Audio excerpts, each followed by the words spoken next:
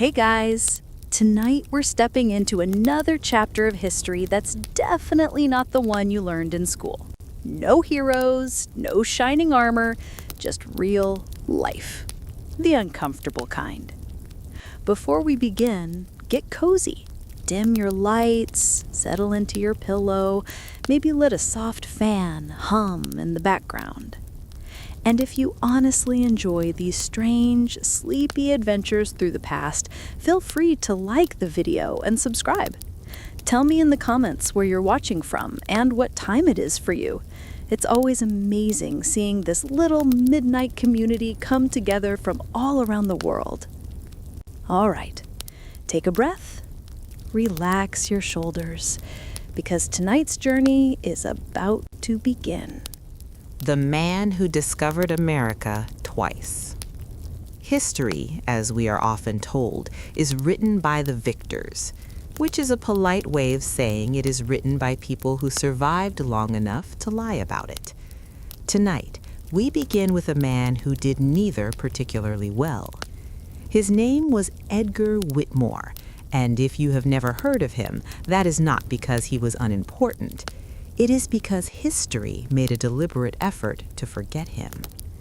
Edgar Whitmore was born in 1769 in a small colonial town that smelled permanently of wet wood, boiled cabbage, and misplaced ambition. His parents believed deeply in three things: God, hard work, and never admitting you were wrong even when the house was clearly on fire. Edgar inherited all three.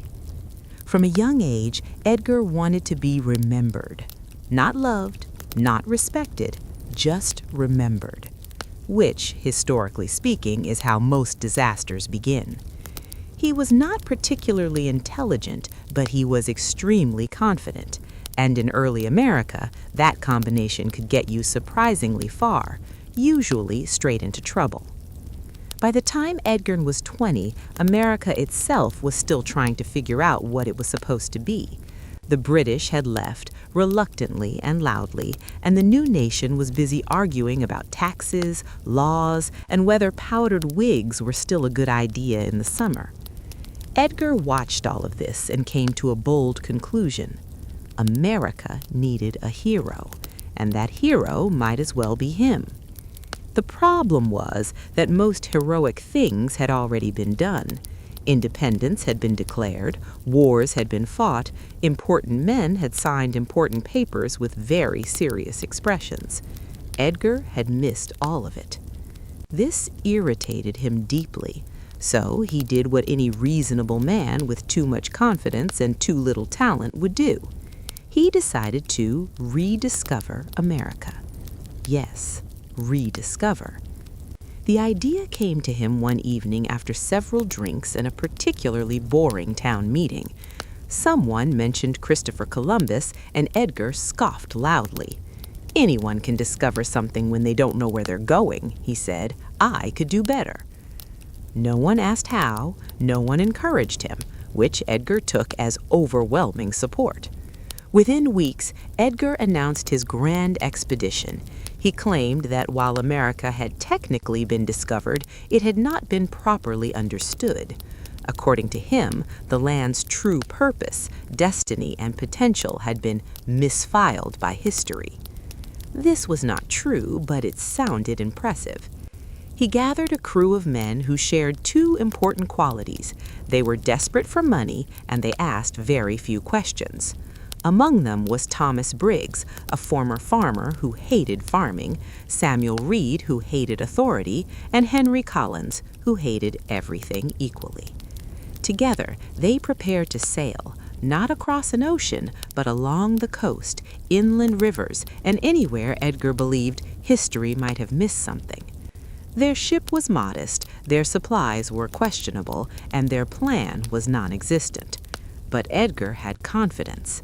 And confidence, as history repeatedly demonstrates, is far more dangerous than ignorance. They set sail on a foggy morning with exactly 0 people watching. Edgar waved anyway. The first few weeks were uneventful, which Edgar interpreted as a sign of greatness. He kept detailed journals describing discoveries such as a very long stretch of trees and water that looks suspiciously like more water. Each entry ended with his signature flourish and the words, "History will thank me." History, as it turns out, had other plans. Their first major stop was a small coastal settlement that had already existed for decades. Edgar marched ashore and announced loudly that he had discovered it. The locals stared at him in silence. One man slowly explained that the town had a name, a mayor, and a tax problem.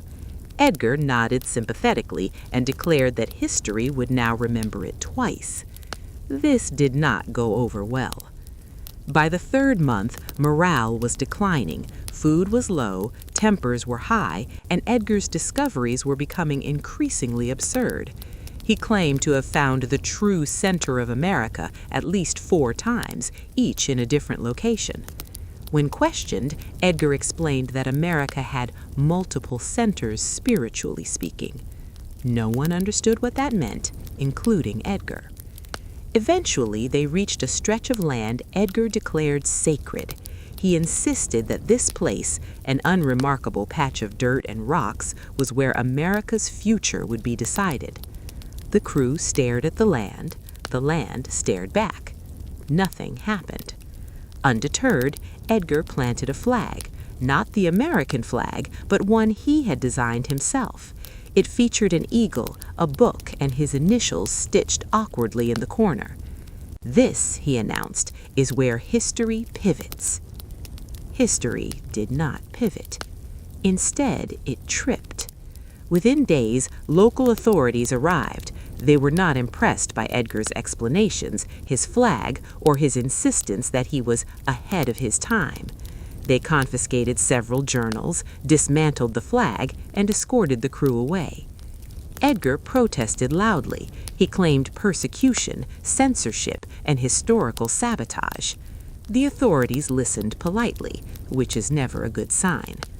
Back home, Edgar attempted to publish his journals. Publishers declined, citing concerns such as nonsense, delusion, and please stop coming back. Refusing to accept defeat, Edgar rewrote history himself. He exaggerated storms, invented hostile forces, and portrayed himself as a misunderstood visionary crushed by small-minded men. For a brief moment, it almost worked. A few readers were intrigued, some laughed, most forgot. Edgar Whitmore died quietly, convinced to the end that history had failed him, not the other way around. But here is the uncomfortable truth. History did remember him, not as a hero, not as an explorer, but as a footnote, a reminder that confidence without competence doesn't make legends, it makes cautionary tales. And this was only the beginning. The footnote that refused to die. History tried to forget Edgar Whitmore. It did not succeed. After his failed expedition, Edgar returned to his hometown carrying 3 things: bitterness, notebooks full of lies, and a reputation that caused conversations to end abruptly when he entered a room. People remembered him now, just not in the way he had hoped. Children whispered his name as a warning. Adults used it as a joke. If someone confidently suggested a terrible idea, someone else would sigh and say, "Careful, you're starting to sound like Whitmore." Edgar pretended not to hear this. Instead, he decided the problem was not his ideas. The problem was timing. History, Edgar concluded, had simply not caught up with him yet. So he waited. He waited while America expanded westward, arguing loudly with itself the entire way. He waited through elections, speeches, and promises that aged poorly within weeks. And all the while, Edgar rewrote his journals again and again, polishing his legacy like a man trying to shine rust. He added drama, he added danger, he added enemies, lots of enemies. According to Edgar's newest version of events, shadowy forces had worked tirelessly to suppress his discoveries. Politicians, scholars, cartographers, men with maps, which Edgar deeply distrusted. Maps, he believed, were the enemies of imagination. Eventually, Edgar realized waiting was not enough. History was moving forward without him, and that was unacceptable. So he did something bold. He reinvented himself as a historian. This was a risky decision, considering historians tend to notice facts. But Edgar was undeterred. He began giving lectures in taverns, community halls, and any place where people had already had enough to drink to lower their standards. He spoke confidently about America's hidden origins. He claimed there were forgotten turning points, erased heroes, and suppressed truths. He spoke of destiny, betrayal, and himself, mostly himself. People listened, not because they believed him, but because he was entertaining. Edgar learned an important lesson. Accuracy was optional, confidence was essential. Soon, small crowds gathered. Some laughed openly, others nodded thoughtfully, a few even took notes, which Edgar noticed with great satisfaction. Encouraged, Edgar escalated. He announced that America had not been properly founded once, but multiple times. According to him, history was a series of failed drafts, and the version everyone knew was simply the one that stuck. This idea was ridiculous, which made it memorable. Edgar began accusing well-known historical figures of plagiarism. He suggested that certain founding fathers had borrowed heavily from ideas Edgar himself would have had if he'd been there at the time. This did not make him popular, but it did make him talked about. Authorities began attending his lectures, not officially, but noticeably. Edgar welcomed them. In his mind, attention, any attention, meant relevance. Then came the pamphlets. Edgar printed thousands of them using borrowed money and questionable printers. Each pamphlet claimed to reveal the truth history buried. Each one contradicted the last. Edgar insisted this was intentional. Truth is layered, he explained. No one knew what that meant. The pamphlets spread. Some were used to wrap food, others were thrown away unread. A few made their way into academic circles where they were briefly examined, deeply frowned upon, and promptly ignored. Edgar considered this a victory. Being ignored by scholars, he reasoned, was proof that he was dangerous to them. His confidence grew. Too much. Soon, Edgar declared that he himself was not just a historian, but a historical event. He claimed future generations would study him as a man ahead of his era, misunderstood and silenced. He began referring to himself in the third person. This worried everyone. Edgar's lectures grew darker. He spoke of betrayal, conspiracy, and inevitable collapse. He warned that America, like all great nations, was doomed to repeat its mistakes, especially the mistake of not listening to Edgar Whitmore. Audiences thinned. Those who remained came for the spectacle, not the message. Edgar noticed, but misinterpreted this as devotion. Then one evening, something unexpected happened. Someone applauded sincerely. A young man approached Edgar after a lecture and thanked him. He said Edgar's ideas made him question everything he had learned. Edgar felt something unfamiliar. Validation. This was dangerous, because when even one person believes you, it becomes much harder to doubt yourself. Edgar took this as confirmation that history was finally turning in his favor.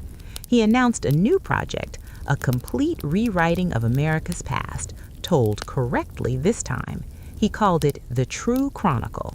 No publisher agreed to print it. Undeterred, Edgar began reading it aloud in public, chapter by chapter, night after night. His audience fluctuated wildly, but Edgar pressed on. What he didn't notice, what history did, was that people were no longer laughing. They were listening quietly.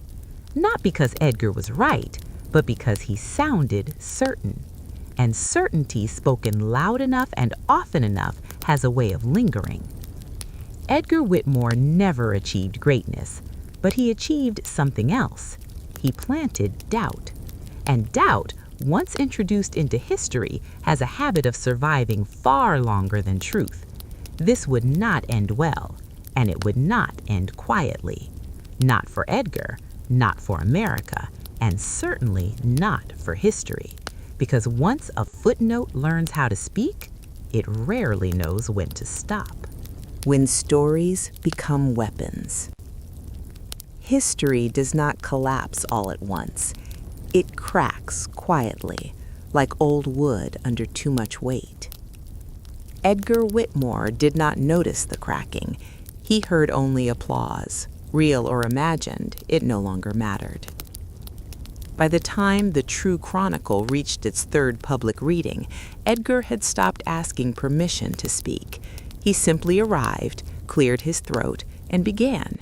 Taverns, meeting halls, even outdoor markets, anywhere people gathered long enough to be captured by a voice that sounded certain. And Edgar sounded very certain. He spoke slower now, more deliberate, each word placed carefully, like a stone meant to be remembered. He no longer joked about history. He judged it. He declared that America had been built not on ideals, but on accidents, that its heroes were not visionaries, but survivors who learned how to tell better stories than the men they stepped over. This was not entirely false, which made it dangerous. People began repeating his phrases, not his arguments, just the parts that felt powerful. History lies. Truth gets edited. Winners decide memory. Edgar noticed this with pride. He did not notice what else was happening.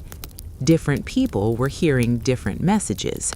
To some, Edgar was entertainment, a strange man with dramatic pauses and an inflated sense of importance. To others, he was a revelation, proof that the world was more dishonest than they had been taught. And to a small, growing group, Edgar was something else entirely. A permission slip. They gathered after his talks, whispering to one another. They compared notes, shared interpretations, and argued over what Edgar really meant. Edgar encouraged none of this directly. He didn't need to. Once words leave the mouth, they no longer belong to the speaker. Edgar's health began to fail. His voice cracked, his hands trembled, but his confidence hardened. He spoke of decline, decay, and cycles. He insisted that history was repeating itself and that only those who understood the pattern could survive it. He positioned himself as a guide, not a leader. That would have required responsibility. One evening, a man interrupted him mid-lecture. "Are you saying everything we've been told is a lie?" the man asked. Edgar paused. This was a moment history loves, the kind that looks small at the time. Edgar could have softened his answer. He could have added nuance, doubt, or humility. Instead, he smiled. "I'm saying," he replied, "that believing simple stories is how nations fail." The room fell silent. Some nodded, some frowned, some felt something click into place. After that night, Edgar's audience changed. They listened harder, asked fewer questions. They stopped laughing entirely. Edgar mistook this for respect. Pamphlets returned, this time not written by Edgar, but inspired by him.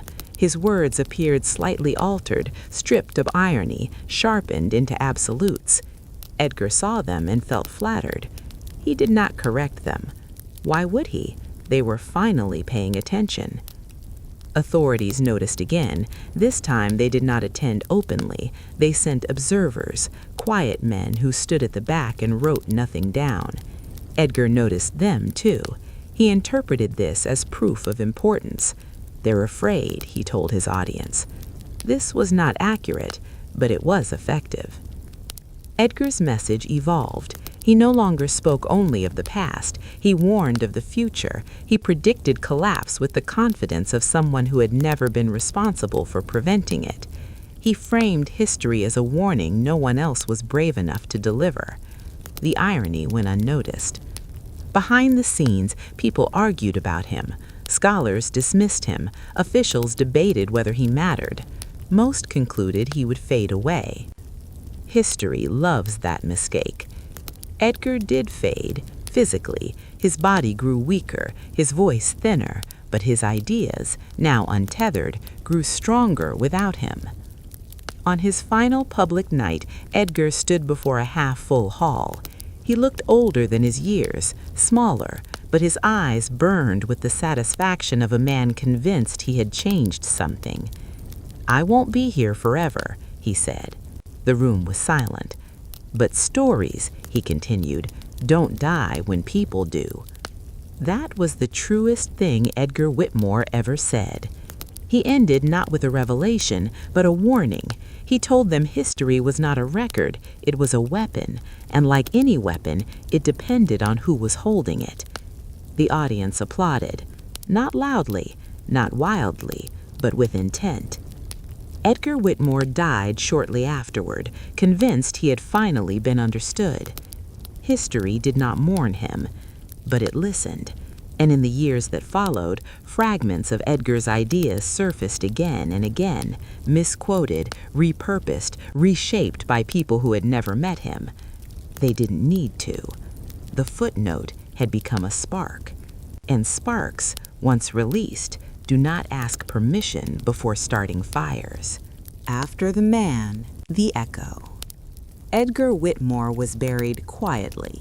No speeches, no crowds, no arguments over what he meant. Just a modest grave marked incorrectly on more than one map.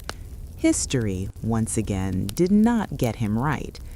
For a brief moment, it seemed Edgar would finally fade the way most inconvenient men do, slowly, unevenly, and without ceremony. His name appeared only rarely, usually followed by words like eccentric, unreliable, or deeply confused. But history does not erase ideas. It recycles them. Within a year of Edgar's death, his phrases began reappearing in unexpected places, not credited, not contextualized, just repeated. History lies. Truth is edited. Memory belongs to the bold. People said them with confidence, unaware they were borrowing from a man they would have laughed at in person. Edgar Whitmore, who never managed to control a room for long, now controlled conversations he was no longer alive to hear. Groups formed, not officially, not deliberately, but inevitably.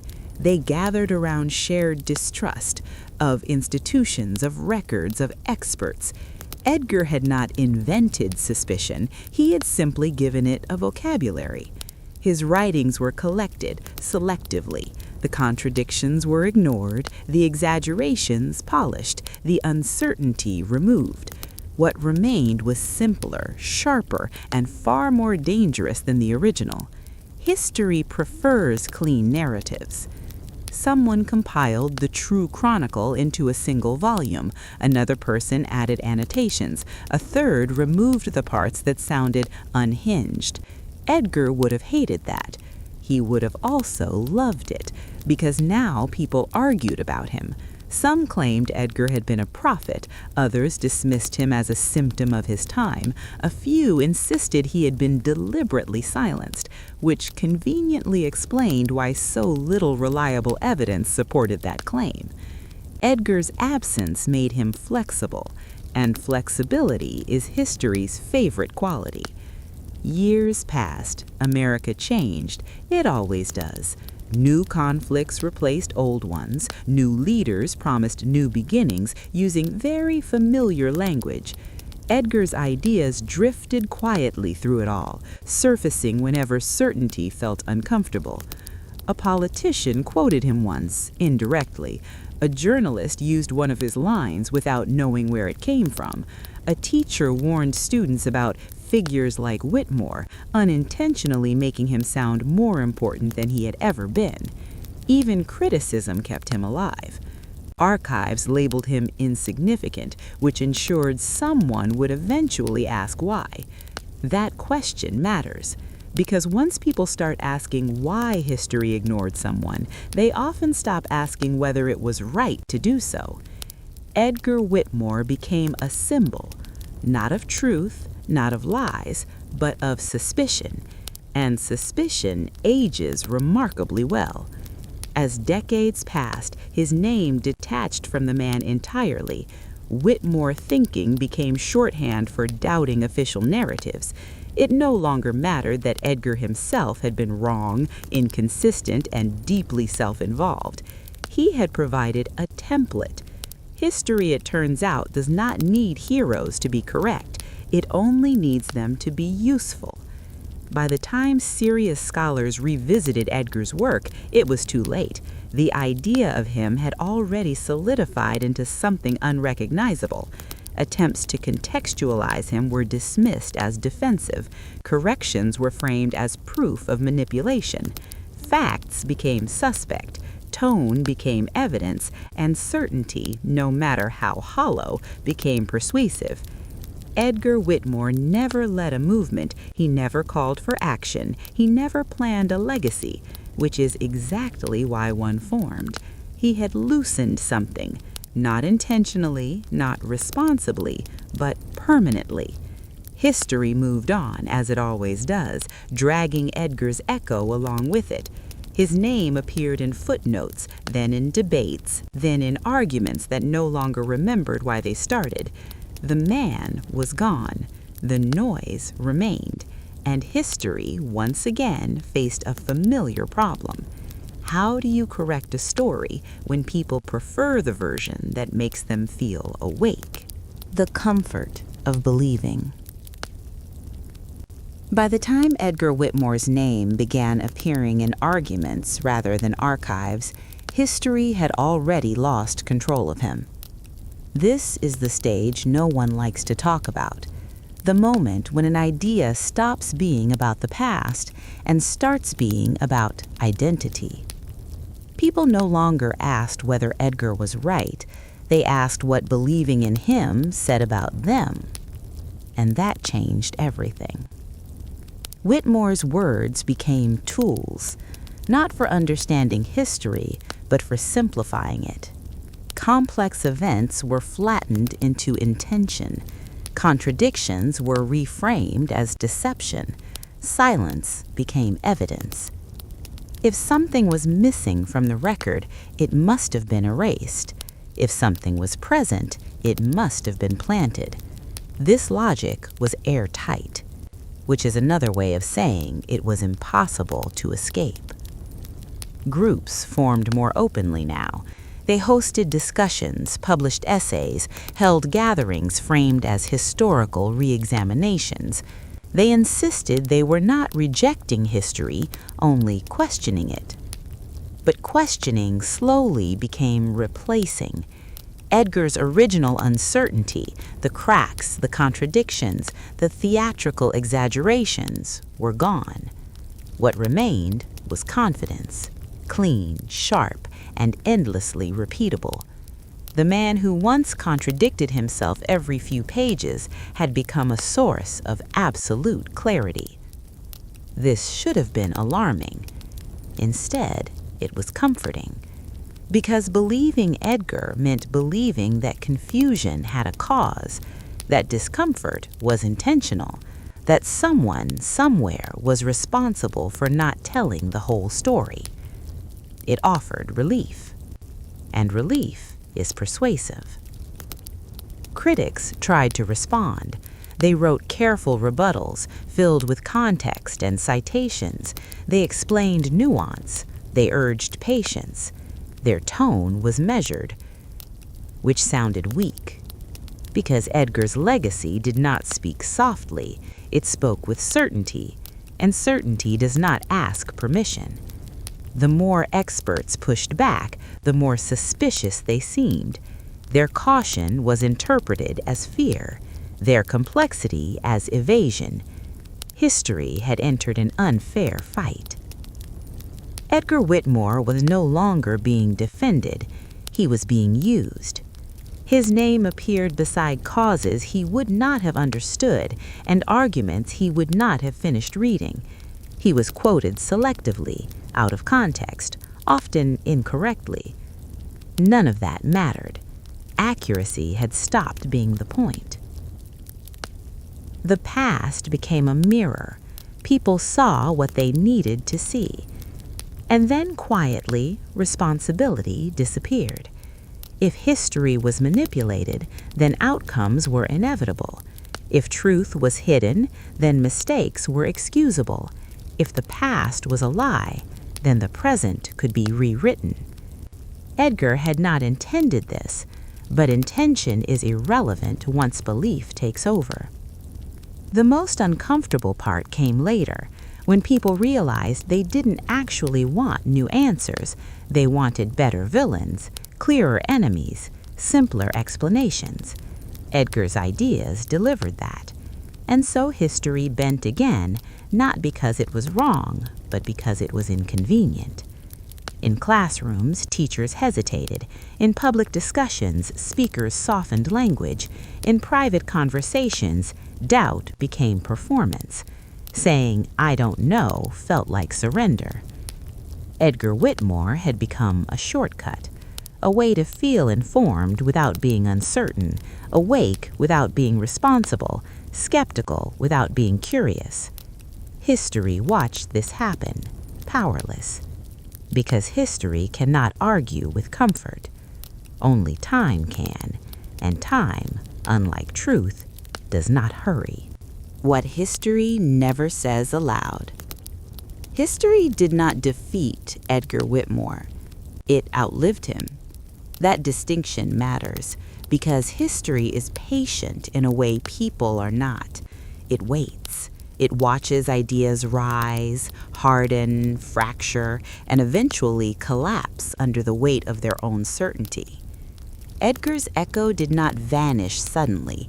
It thinned, quietly, without drama, as most dangerous things eventually do. New generations arrived with less interest in his certainty and more curiosity about its consequences. They did not inherit his anger, only its residue. And residue, unlike belief, invites inspection. Scholars return to Edgar's original writings, not the polished versions, not the annotated ones, the raw journals, the contradictory lectures, the parts that had been cut because they sounded foolish. They read everything. And something unexpected happened. Edgar became human again. Not a prophet, not a villain, just a man, confident, inconsistent, and desperate to matter. That version was less useful, and so it spread quietly. The myth lost its sharp edges. The certainty softened. People began saying, "It's more complicated than that," without feeling embarrassed. Doubt returned. History exhaled. Edgar Whitmore did not disappear from conversation. He simply shrank back to the size he had always been meant to occupy. A cautionary example, not a foundation. His greatest legacy was not what he said. It was what happened when people stopped questioning why they believed it. History, at its best, is not a list of answers. It is a record of mistakes made loudly and lessons learned slowly. Edgar Whitmore wanted to be remembered. He was, just not for the reasons he imagined. And that may be history's darkest joke of all, because the past does not need heroes who are certain. It needs listeners who are careful. So the next time a story sounds too clean, too confident, too complete, remember Edgar Whitmore. Remember how easily doubt can turn into comfort, how comfort can turn into certainty, and how certainty, when left unexamined, can turn history into a weapon. History will never say that aloud, but now you've heard it anyway. If you're still awake, congratulations. You just survived another trip through the kind of history nobody warns you about. Thanks for spending your night with me. If this relaxed you, entertained you, or helped you drift towards sleep, go ahead and tap like or subscribe, only if you truly want to. And let me know what part of tonight's story surprised you the most. I always love reading your comments. Until next time, rest well, stay safe, and I'll meet you again in the next strange corner of history.